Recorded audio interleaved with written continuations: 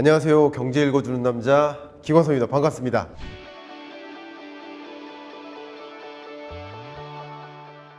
제가 역시 질문을 드리면서 시작해 볼까 합니다. 여러분 지금 현금 얼마나 소지하고 계십니까?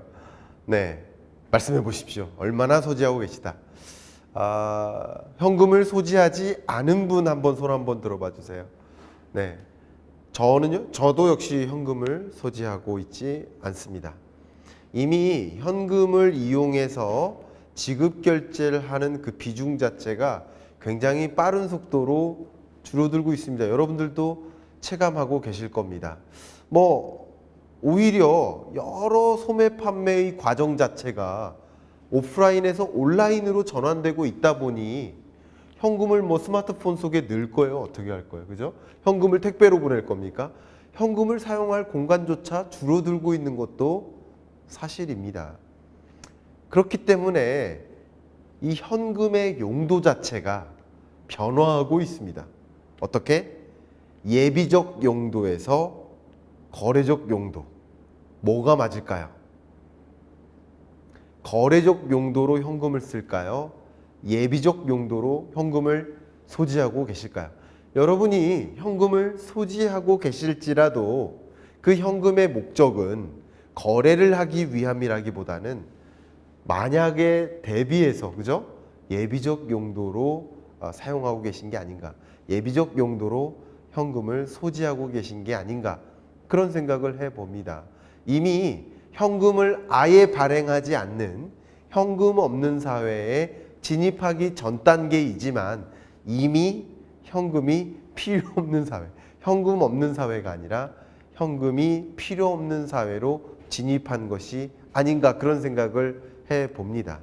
실제 우리의 지급결제라는 그 플랫폼 자체가 현금에서 카드로 그리고 모바일 결제로 이미 전환되었고, 또 한 단계 전환이 어디로 전환된다? 이미 아마 제가 첫 시간에 말씀드린 것 같은데요.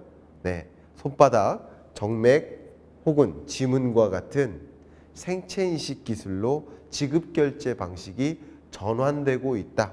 이게 바로 아날로그식 지급결제 방식에서 디지털 지급결제라는 디지털 전환이 일어나고 있다. 플랫폼이 이동하고 있다.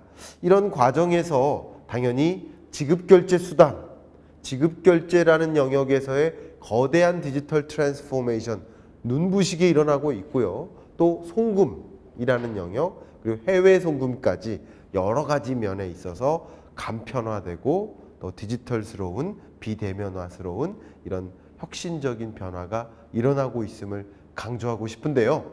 첫 번째, 좀 오래전 얘기입니다. 첫 번째 그 사례가 제가 들어드리고 싶은데 바로 스트라이프의 사례를 들어드리고 싶어요. 이 스트라이프는요, 지급결제 서비스로서 거의 첫 번째 모델에 해당됩니다. 그러니까 모바일 지급결제 방식인데요. 현재 내가 얼만큼 쓰고 있고 어떤 분야에 어떤 소비 지출을 했으며 이런 것들을 모두 다 알려주는 그런 형식인 것이고요. 여러분 너무나 잘 알고 계시는 카이샤뱅크, 스페인 은행입니다. 스페인에 있는 아마 한 2위, 3위 정도 되는 은행인 것 같아요. 이 카이샤뱅크가 초창기에 이 스트라이프와 같은, 이름도 비슷하죠? 이 밴드형 지급결제 수단을 이미 도입했습니다. 그러니까 밴드에 지급결제 사물 인터넷 기술을 심어서 지급결제를 어떻게 하는 거예요? 밴드로 하는 거죠. 그러니까 이런 핀테크 기술들이 계속 보급되는 과정에서 당연히 현금을 소지할 필요가 없어지고 조금 더 간편화된 편리한 지급결제 수단을 찾아서 계속 다닌다 이거죠. 현금 소지하기 얼마나 불편합니까? 그런데 이렇게 간편결제, 지급결제 수단들이 고도화되는 과정에서 더더욱이나 현금을 소지할 필요가 없어지고 있구나, 이런 생각을 해볼 필요가 있을 것 같아요. 그런 관점에서 또 초창기 모델입니다. 아마존 대쉬를 소개할까 합니다. 아마존 대쉬는요, 이 마트에 갑니다. 아마존 거라는 마트에 가면 물건을 봐요. 결제를 어떻게 합니까? 이걸로 찍죠. 아마존 대쉬. 아마존 대쉬라는 지급결제 수단의 간편화 사례의 가장 대표적인 모습이라고 볼 수 있습니다. 요즘의 지급결제 수단은 어느 방향으로 또 간편화되고 있나요? 아마 많은 지역화폐가 등장하고 있다. 실제 지급결제 수단으로서 지역화폐를 대규모로 활용하고 있는 상황입니다. 특히 코로나19 이후에 이 거대한 경제 충격으로부터 뭔가 대응하고자 특히 취약계층들의 삶을 좀 여건을 좀 어느 정도 마련해 주고자 무엇을 만듭니까? 예, 기본소득, 특히 여러 가지 수당을 제공하고 있죠. 근데 그 수당이라든가 기본소득, 재난 지원금 이런 것들을 어떤 방식으로 또 보급해 줍니까? 네, 지역화폐라는 방식으로 많이도 여러 지자체들은 활용하고 있습니다. 이런 지역화폐가 지급결제 수단의 간편화를 이루는 또 다른 거대한 흐름인 것이고요. 이런 지급결제 수단들이 지속적으로 보급되는 과정에서 말 그대로 현금 없는 사회로 진입하게 된다. 현금이 필요 없는 사회지만 점점 더 그런 식으로 진행이 되다 보면 현금을 발행할 일이 아예 필요 없어지는 현금 없는 사회로 더 진입할 것이지 않을까 생각을 하는데요. 이 지급결제 수단의 간편화 사례로서 지역화폐를 활용한 그 대표적인 예가 데일리금융그룹입니다. 이 회사는요, 여러 캠퍼스마다 대학 캠퍼스 인근까지 포함해서 여러 가지 지급결제를 이 캠퍼스 코인이라고 볼 수 있겠는데, 이 코인을 활용한 지급결제가 다 가능하도록 하는 그런 지급결제 수단들을 보급하고 있습니다. 조금 여담인데요. 이런 소비자 금융 관점에서 지급결제뿐만 아니라 지금 중국과 미국과 여러 강대국들이 무엇을 가지고 다투고 있습니까? 무엇? 바로 통화를 가지고 다투고 있습니다. 어떤 통화죠? 나 스스로 우리나라의 통화가 기축통화가 되겠다 하면서 다투고 있어요.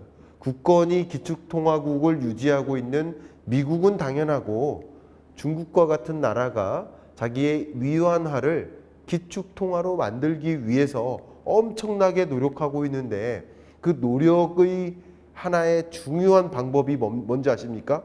바로 CBDC, 중앙은행이 디지털 화폐를 발행하는 겁니다. 그래서 이 디지털 화폐로 여러 교육의 과정에서 결제를 해라. 그러니까 기업 간의 결제를 우리 중국에 수출하려면 혹은 중국에서 수입하려면 위안화로만 결제해야 된다. 특히 무슨 위안화? 디지털 위안화죠. 그걸 CBDC라고 합니다. 이런 식으로 여러 영역에 걸쳐서 현금이 필요 없는 사회로의 진전이 가속화되고 있다. 그래서 지급결제 수단이 더더욱이나 간편화되어 가고 있다라는 것을 강조하지 않을 수가 없겠네요. 지급결제 수단의 간편화하면 딱 떠오르는 잘 알고 계시는 대표님이 바로 이 마이스소프트라는 회사의 대표님이세요. 중소기업입니다. 이 자동 판매기가 있잖아요. 이 자동 판매기는 비단 우리 음료수 자동 판매기만 생각하실 필요는 없고요. 티켓을 판매하는 자동 판매기, 그리고 주차 요금을 결제하는 역시 해당 서비스의 자동 판매기, 다양한 자동 판매기들이 있습니다. 이 자동 판매기의 간편 결제 플랫폼을 도입하는 기업이 바로 마이스소프트라는 이 중소기업인데요. 이 기업은 이 토큰 방식으로 스마트폰을 가까이 근거리에 대면 지급 결제가 마무리되고 필요로 하는 모든 물건이나 서비스를 이용할 수 있게 바뀝니다. 당연히 이 플랫폼 상에서 내가 얼마만큼 결제를 했고 어떤 서비스를 이용했고 그런 것들이 쭉 누적이 되는 그 빅데이터가 쌓이는 방식이라는 것을 설명드리고 싶네요. 이런 방식으로 정말 다양한 방식의 지급결제 수단의 간편화가 진전되고 있음을 강조하고 싶은데요. 어쩌면 이 간편결제 시스템을 리딩하는 그 대표적인 기업은 이 금융회사가 아니라 소위 말하는 그냥 비금융 기업, 저는 스타벅스를 이야기하지 않을 수가 없습니다. 점심 문화가 바뀌었죠. 점심 먹고 커피 마시러 가죠. 근데 점심 먹고 커피 마시러 가는 이 문화 자체가 조금 바뀌어요. 스타벅스는 사이렌 오더 기능을 이용해서 점심 먹고 거기서 주문하고 커피숍 가서 커피를 직접 마시는 이런 방식, 이런 커피를 주문하고 마시는 이 공간, 이 모든 과정에서 나는 단 한 번도 판매원을 만날 일이 없었다.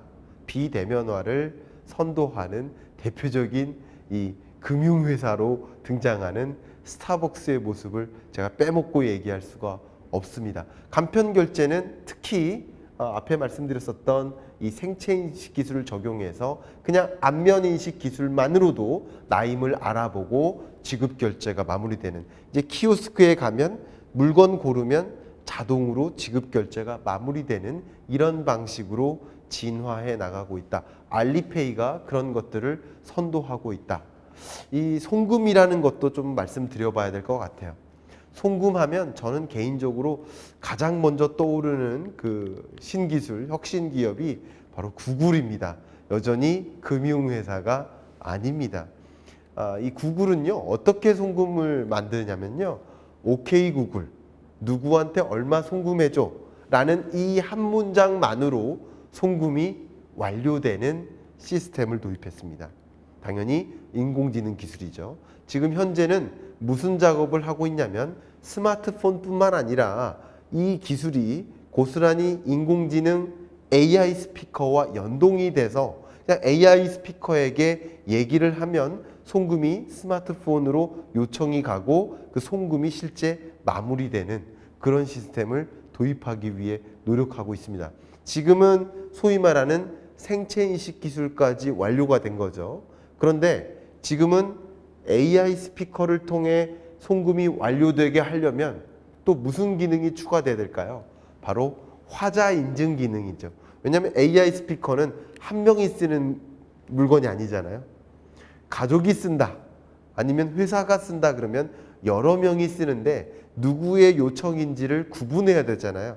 그 화자를 목소리만으로 구분하는 화자 인증 기능이 도입되고 있는 중이고, 그게 완료가 되면 그냥 인공지능 AI 스피커에 대고 오케이 구글 누구한테 얼마 송금해줘라는 이 문장만으로 해당 정보가 각자의 스마트폰에 전송이 돼서 송금 요청이 이루어진다. 송금 분야만큼은 내가 제일 잘할 것이다 하고 외치고 있는 구글의 모습입니다. 그 다음은 제가 해외 송금 부분도 꼭 말씀을 드리고 싶습니다. 잠깐 이 해외 송금을 말씀드리려면 블록체인을 잠깐 소개해야 될 것 같아요. 그 블록체인에 대한 개념을 잠깐 말씀드리겠습니다. 블록체인은요, 블록 더하기 체인입니다. 그럼 블록은 뭐냐? 블록은 거래를 뜻합니다. 체인은 무엇을 뜻할까요? 연결을 뜻합니다. 그러니까 거래가 연결되게 하는 것을 우리는 블록체인이라고 한다. 이렇게 보시면 좋겠습니다.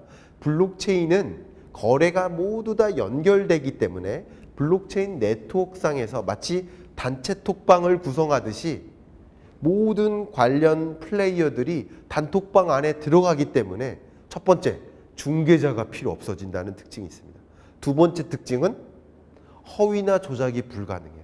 왜냐하면 단체 톡방 안에 관련된 플레이어들이 다 있기 때문에 내가 어떤 특정 플레이어와 대화를 나눈다고 해서 이 나머지 플레이어들에게 속일 수가 없어요. 허위나 조작이 불가능해요. 두 번째 특징이 바로 허위나 조작이 불가능하다. 이 두 가지 특징 때문에 블록체인을 적극적으로 도입해 나가고 있는데, 송금 영역에 도입된 사례를 말씀드리기 전에 한 가지 대표적인 다른 이 금융산업 내에 활용되고 있는 예를 통해서 블록체인을 잠깐 이해해보고 가도록 하겠습니다. 교보생명인데요. 여러분 병원에 갔다 오시면 실비보험 정산을 받기 위해서 무엇을 요청합니까? 병원에? 네, 진료비 영수증을 떼야죠. 그 진료비 영수증을 떼면, 종이 한 장을 떼면 그 다음 무슨 작업을 하십니까? 네, 스캔을 해야죠. 스캔해서 이메일로 보내거나 아니면 모바일 스캔해서 앱으로 보내든 어쨌든 종이 영수증이 필요합니다. 그래서 그 실비보험 정산을 신청하면 정산이 되는 거죠. 신청하지 않으면 정산이 안 돼요. 근데 지금 생각해 보면 왜 그래야 되죠? 하는 의문이 들어요. 왜 내가 매번 불편하게 신청을 해야 될까? 교보생명은요, 쉽게 말해서 블록체인 단체 톡방을 만듭니다. 단체 톡방 안에 병원과 보험회사와 소비자가 다 들어가는 거예요. 그래서 이 소비자가 병원에 다녀오면 해당 정보가 단체 톡방 안에서 공유되겠죠. 제가 건건이 실비보험 정산을 위해서 신청할 필요가 없이 자동 청구가 되는 거예요. 이것은 소위 중개자가 필요 없다, 허위나 조작이 불가능하다라는 특징 때문에 블록체인을 도입한 대표적인 금융산업의 사례라고 볼 수 있겠습니다. 이것을 가지고 제가 해외 송금 분야에 어떻게 블록체인을 도입한 사례가 있는지 설명드리도록 하겠습니다. 여러분이 해외 송금을 한다고 가정해 보겠습니다. 그 절차가 어떻습니까? 우리나라에서 시중은행에 갑니다. 시중은행에게 해외 송금을 요청하면 그 정보가 한국은행에도 가요. 국제지급결제은행에도 가요. 미국으로 송금한다 그러면 미국의 뱅크 오브 아메리카에 이 정보가 가고 지급결제은행 거쳐서 시중은행에 갑니다. 그래서 그 정보가 그 정보에 기초해서 소비자에게 송금이 이루어지는 겁니다. 며칠 걸립니까? 한 3일 정도 걸려요. 그럼 여러 중개자가 있으니까 중개자가 뭐를 뗄까요? 당연히 수수료가 떼지죠. 고액의 수수료를 물면서 해외 송금이 긴 시간에 걸쳐 이루어지고 있다. 근데 여기에 블록체인을 활용하면 어떻게 될까요? 그 대표적인 블록체인 활용 사례가 리플입니다. 중개자가 필요 없다. 중개자가 필요 없어지니까 해외 송금을 요청하는과 동시에 실시간으로 해외 송금이 마무리됩니다. 중개자가 없으니까 수수료가 굉장히 저렴하게 바뀌겠죠. 해외 송금 프로세스에 블록체인이라는 기술을 도입해서 완전히 혁신적인 금융 서비스를 전달하는 대표적인 이 기업의 사례를 소개해드리면서 여기까지 마무리하도록 하겠습니다.